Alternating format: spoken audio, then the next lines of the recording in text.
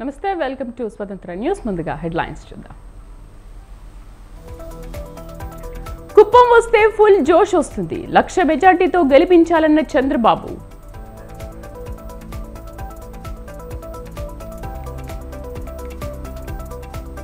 Tirupati seat కేటాయింపుపై పునరాలోచించాలి. Ticket దక్కలేదని కన్నీళ్లు పెట్టుకున్న Sugunamma.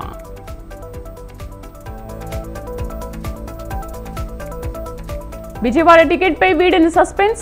Seat నాదే అంటున్న పోతిన మహేష్.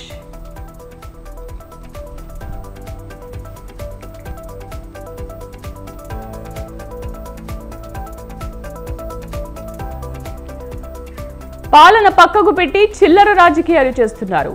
సాగునీరు లేక రైతులు ఇబ్బందులు పడుతున్నారన్న హరీష్ రావు.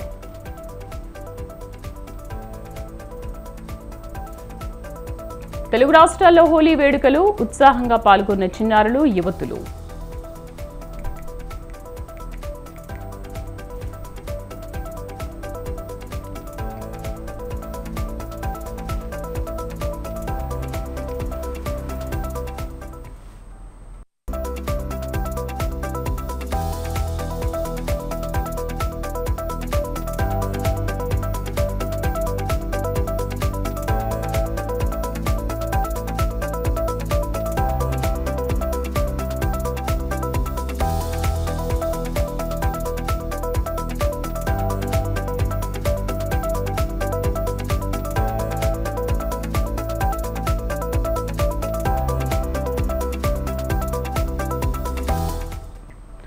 ఉమ్మడి చిత్తూరు టీడీపీలో అసమ్మతి అధిష్టానానికి తలనొప్పిగా మారింది. టికెట్ ఆశించి భంగపడ్డ నేతలు ఇప్పుడు అధిష్టానంపై అసంతృప్తిని వెళ్లగక్కుతున్నారు.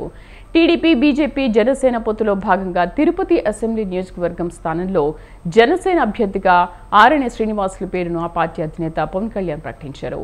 దీంతో పార్టీ కోసం అహర్నిశలు పనిచేసిన తమకు అన్యాయం జరిగిందని మాజీ ఎమ్మెల్యే సుగుణమ్మ ఆవేదన వ్యక్తం చేశారు. చంద్రబాబు సర్వేలు ఏమయ్యాయని ఆమె ప్రశ్నించారు. వైసీపీపై నిత్యం పోరాటం చేసిన తనకు కాకుండా మరొకరికి ఎలా టికెట్ ఇస్తారని ప్రశ్నించారు. తిరుపతి అసెంబ్లీ స్థానం విషయంలో టీడీపీ, జనసేన, బీజేపీ అధిష్టానాలు పునరాలోచించుకోవాలని కోరారు. ఈరోజు మేము కోరేది ఒకటే, సరే కూటమికి ఇచ్చేసామని చెప్పారు, బాగానే ఉంది. మనం అందరం కూడా మన ఒకే ఒక అభిప్రాయం, మన రాష్ట్రానికి ప్రజాస్వామ్యాన్ని పరిరక్షించబడాలి, అదేవిధంగా రాష్ట్రంలో సుపరిపాలన రావాలని మనం అందరం కూడా ఒక మంచి నిర్ణయం తీసుకున్నాం. ఆ నిర్ణయానికి ఎవరైనా కూడా తలొగ్గి మనం పనిచేసి మన ధ్యేయాన్ని మనము నిర్వర్తించుకోవాల్సిన అవసరం ఉంటుంది. కాబట్టి అలాగే జనసేన కేటాయిస్తే కూడా మన తిరుపతి నగర తెలుగుదేశం క్యాడర్ అంతా కూడా అలాగే ఉంది. మరి ఈ రోజున దౌర్భాగ్యం ఏంటంటే తిరుపతి నగర ప్రజలు కానివ్వండి, తిరుపతి నగర తెలుగుదేశం పార్టీకి కానివ్వండి, అంటే ఈ రోజున వైకాపాలో ఉన్నటువంటి నాయకుల్ని మేము ఏ విధంగా అయితే ఈ 4-5 సంవత్సరాలు మాకు ట్రైనింగ్ ఇచ్చి తిట్టించారో వాళ్ళకి మేము ఈరోజు చేతులు కట్టుకొని పని చేయాల్సి వస్తుంది. అంటే ఇంతకన్నా దౌర్భాగ్యం ఎక్కడైనా ఉంటుందా? ఎవరికైనా ఒప్పుతుందా? ఎవరైనా చేయగలరా? ఈరోజు చిత్తూరు ఎంపీ టికెట్ ఆశించిన టీడీపీ సీనియర్ నేత పీటర్ సైతం అధిష్టానంపై అసంతృప్తిని వెళ్లగక్కారు. డబ్బున్న వాళ్లే పార్టీలో ఉండాలని ప్రశ్నించారు. చిత్తూరు జిల్లాలోని 7 నియోజకవర్గాల్లో తన అనుచరులు ఉన్నారని, వారందరి మద్దతుతో ఎంపీగా గెలుస్తానని అన్నారు. చిత్తూరు పార్లమెంటరీ నియోజకవర్గ అభివృద్ధి విషయమై మరోసారి ఆలోచించాలని అధిష్టానాన్ని కోరారు. ఈ పార్టీకి నేను చాలా వరకు సపోర్ట్ ఇచ్చాను. ఈ సపోర్ట్ మేరకు ఎన్నో పదవులు కూడా ఆశించాను. ఎమ్మెల్యేలు అడిగాను, వేపజేరి ఉండేటప్పుడు లాస్ట్ టైం ఎంపీ అడిగాను. ఏదో నా దురదృష్టం, పార్టీ అధిష్టానం ఎవరికో ఒకరికి కేటాయించింది. లాస్ట్ టైం కూడా నేను పకడ్బందీగా పార్టీ కోసం నేను చాలా వరకు కష్టపడి పనిచేశాను. ఎమ్మెల్యేలు కానీ, లోకల్ బాడీ ఎలక్షన్స్ కానీ, అన్ని విధాల అన్ని ఎలక్షన్స్ కి, అన్ని పోరాటాలకి, అన్ని విషయంలో నేను పార్టీలో ముందుకు సాగి ఈ పార్టీని డెవలప్ చేశాను. నేను ఈ తూరి కంపల్సరిగా మా లాంటి వాళ్ళకు మీరు టికెట్ ఇవ్వాలి, మా లాంటి వాళ్ళని మీరు డెవలప్ చేయాలి, మా లాంటి వాళ్ళకి మీరు ఎంపీ టికెట్ ఇస్తే ఈ తమిళన్స్ అంతా కూడా, తమిళ్ అర్జన్స్ అంతా కూడా ఈ పార్టీకి ఇంకా బలం కురుస్తారు. ఈ పార్టీకి నేను చాలా వరకు సపోర్ట్ ఇచ్చాను. ఉమ్మడి చిత్తూరు టీడీపీలో అసమ్మతి అధిష్టానానికి తలనొప్పిగా మారింది. టికెట్ ఆశించి భంగపడ్డ నేతలు ఇప్పుడు అధిష్టానంపై అసంతృప్తిని వెళ్లగక్కుతున్నారు. టీడీపీ, బీజేపీ, జనసేన పొత్తులో భాగంగా తిరుపతి అసెంబ్లీ నియోజకవర్గం స్థానంలో జనసేన అభ్యర్థిగా ఆరణి శ్రీనివాసులు పేరును ఆ పార్టీ అధినేత పవన్ కళ్యాణ్ ప్రకటించారు. దీంతో పార్టీ కోసం అహర్నిశలు పనిచేసిన తమకు అన్యాయం జరిగిందని మాజీ ఎమ్మెల్యే సుగుణమ్మ తన ఆవేదన వ్యక్తం చేశారు. పూర్తి సమాచారాన్ని మా కరెస్పాండెంట్ జేజీ రామ్ అందిస్తారు. రామ్, తిరుపతిలో అసలు ఈ అసంతృప్తులకు కారణం ఏంటి? మరి నేపథ్యంలో అధిష్టానం ఏం చేయబోతోంది? Thank you Sridevi. నారా చంద్రబాబు నాయుడు కూటమిలో భాగంగా కూడా ఈ చిత్తూరు ఉమ్మడి జిల్లాల్లో కూడా ఈ యొక్క తెలుగుదేశం పార్టీకి సంబంధించి, అదేవిధంగా జనసేనకు సంబంధించి పేర్లను పూర్తిగా కూడా ఖరారు చేయడం జరిగింది. 2వ జాబితా, 3వ జాబితా విడుదల చేసిన తర్వాత కూడా అంటే ఈ యొక్క నేతల మనోభావాలు పూర్తిగా కూడా బయటపడేటువంటి పరిస్థితి కనపడుతుంది. మనం తిరుపతి అసెంబ్లీ స్థానం మొదటగా తీసుకున్నట్టయితే తిరుపతి అసెంబ్లీ స్థానాన్ని కూటమిలో భాగంగా జనసేన అధినేత పవన్ కళ్యాణ్ ఇటువంటి ఆరణి శ్రీనివాసులకు టికెట్ ఇవ్వడం జరిగింది. ఇతను పూర్తిగా కూడా చిత్తూరుకు సంబంధించినటువంటి సిట్టింగ్ వైసీపీ ఎమ్మెల్యేగా అక్కడ కలతలు రావడంతో పవన్ కళ్యాణ్ ని ఆశ్రయించి ఆయన తిరుపతి అసెంబ్లీ టికెట్ ను కూడా చేజిక్కించుకోవడం జరిగింది. అయితే ఈ నేపథ్యంలో స్థానికంగా ఉన్నటువంటి మాజీ ఎమ్మెల్యే సుగుణమ్మ, ఆమె అనుచరులు కావచ్చు, అదేవిధంగా భారతీయ జనతా పార్టీకి సంబంధించిన వాళ్ళు కావచ్చు, మరోవైపు మనం చూసుకున్నట్టయితే కూటమిలో భాగంగా ఉన్నటువంటి నేతలంతా అంటే స్థానికులను కాకుండా బయట వారిని తీసుకొచ్చి ఇక్కడ ఎమ్మెల్యే టికెట్ ఇవ్వడంపై పూర్తిగా కూడా తన అసంతృప్తిని వెళ్ళగొట్టేటువంటి పరిస్థితి కనపడుతుంది. మొత్తం మీద సుగుణమ్మ ఇప్పటికే కదా 4-5 దఫాలుగా తన యొక్క భావోద్వేగాన్ని కూడా ఈ యొక్క మీడియా సమావేశంలో కూడా బయట పెట్టినటువంటి పరిస్థితి కనపడుతుంది. తాను గతంలో తెలుగుదేశం పార్టీ తరఫున టికెట్ తీసుకుని అత్యధిక మెజార్టీతో కూడా గెలిచానని, ఆ నేపథ్యంలో తిరుపతి నగర ప్రజలందరికీ కూడా పూర్తిగా కూడా తాను సేవలు అందిస్తున్నానని చెబుతూ తన యొక్క బాధను మీడియా ముందు వెళ్ళగక్కున్నటువంటి పరిస్థితి కనపడుతుంది. మరోవైపు మనం చూసుకున్నట్టయితే చిత్తూరులో అంటే బాపట్ల నుంచి తీసుకొచ్చినటువంటి దుర్గాప్రసాద్ అనే వ్యక్తికి ఎంపీ టికెట్ ఖరారు చేశారని పీటర్ అనేటువంటి ఒక సీనియర్ తెలుగుదేశం పార్టీ నాయకులు తాను ఇవాళ విలేకరుల సమావేశంలో కూడా తన మనోభావాన్ని బయట పెట్టేటువంటి ప్రయత్నం అయితే చేశారు.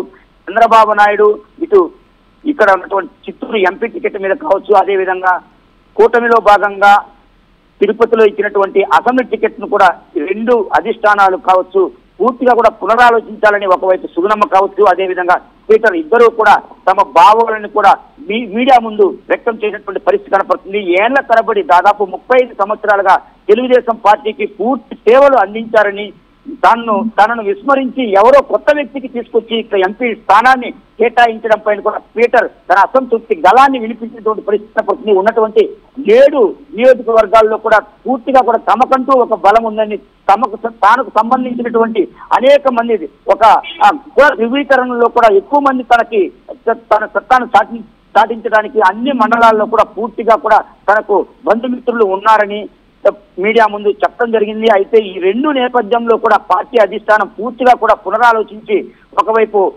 చిత్తూరు ఎంపీ కావచ్చు, అదేవిధంగా తిరుపతి పార్లమెంట్ అభ్యర్థి రెండింటినీ కూడా మార్పు చేయాలనేటువంటి నేతలు కోరుతున్నారు. అంటే 2వ జాబితా కావచ్చు, అదేవిధంగా 3వ జాబితా 2 జాబితాలు విడుదల చేసిన తరువాత నాయకులు కూటమిలో భాగంగా ఉన్నటువంటి నాయకులు తమ అసమ్మతి గళాన్ని వినిపించినటువంటి పరిస్థితి కనపడుతుంది. నిన్న జరిగినటువంటి చిత్తూరులో మనం చూసుకున్నట్లయితే మాజీ ఎమ్మెల్యే సీకే బాబు ఈ యొక్క జన్మదినోత్సవంలో భాగంగా కూడా ఈ యొక్క పీటర్ సీనియర్ నాయకులు తెలుగుదేశం పార్టీ ఎవరైతే ఉన్నారో అక్కడ ఉన్నటువంటి గురిజాల అంటే ఇప్పుడు అసెంబ్లీ అభ్యర్థి తెలుగుదేశం పార్టీకి సంబంధించిన గురిజాల జగన్మోహన్ ను కూడా నిలదీయడం జరిగింది. 10 మందిలో కూడా మాట్లాడారు. ఏంటండి ఈ విధంగా బాపట్ల నుంచి వచ్చినటువంటి నేతలు ఇప్పుడు ఏం చేయబోతున్నారు మరి? అంటే వీళ్ళందరూ కూడా మూకొమ్ముడిగా కూడా తమ యొక్క దళాన్ని వినిపించేటువంటి పరిస్థితులు కనపడుతుంది. అధిష్టానం చూసుకున్నట్టయితే వీళ్ళందరి దళానికి కూడా పూర్తిగా కూడా కళ్ళెం వేసేటువంటి పరిస్థితి కనపడుతుంది. పూర్తిగా కూడా మీరు పార్టీ నిర్ణయాల మేరకు పని చేయాల్సే ఉంటుంది, కానీ మీ ఇష్టానుసారం ప్రవర్తించడానికి వీలు లేదంటూ కూడా ఇప్పటికే అధిష్టానం పూర్తిగా కూడా ఇప్పుడున్నటువంటి అసమ్మతి నేతలకు సంకేతాలు ఇచ్చినటువంటి పరిస్థితి కనపడుతుంది.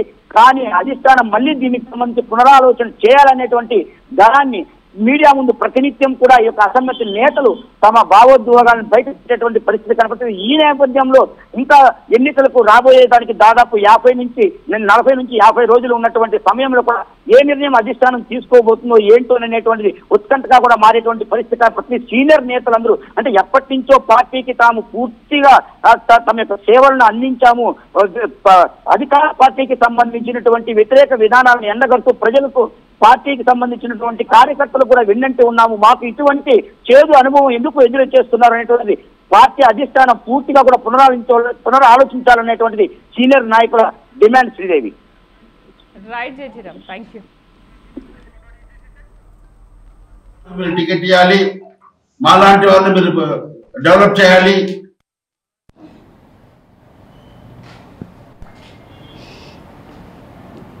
తర్వాత